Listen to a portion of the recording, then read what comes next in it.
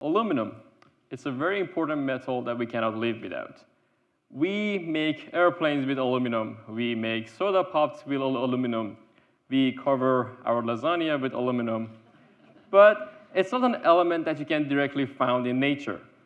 It only occurs in form of aluminum oxide. And to make aluminum, you need an aluminum smelting pot, which dissolves aluminum oxide into another chemical called molten cryolate, which is a solvent so strong it can even dissolve diamond.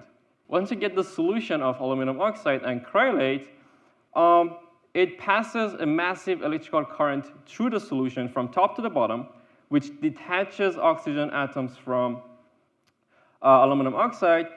Oxygen atoms goes up to the air, and pure aluminum sinks at the bottom of the pot.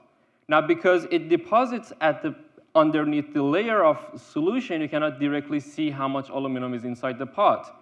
And you cannot use regular measurement tools to measure that because of the hostile environments of the pot. The temperature goes up to 1,000 degrees Celsius.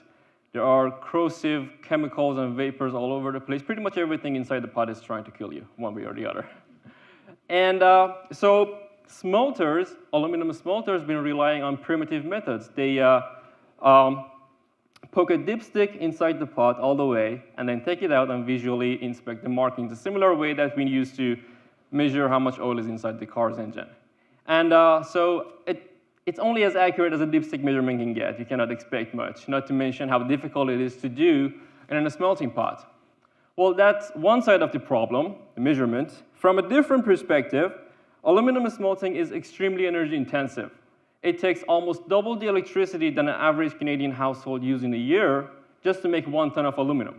And on top of that, aluminum smelting alone is accountable for 2% of the global carbon emissions. And the whole process runs at only 50% efficiency. So because of the sheer size of these numbers, if we make this process a little bit more efficient, it will leave a huge impact. That's where my thesis comes along. My thesis is a sensor that you can install inside the smelting pot, and it is designed to endure in the harsh environment of the pot. At the same time, it can measure how much aluminum you have inside the pot. It will send that data to the control room and help the process controller to make more informed decisions to maintain the pot at its most optimum state and avoid any deviations from it. So the smelter will know exactly when it's the best time to add more aluminum oxide inside or extract aluminum from the pot, which over time increases the process efficiency, which saves millions of dollars and also reduces carbon emissions, which makes aluminum smelting more eco-friendly and sustainable. Thank you.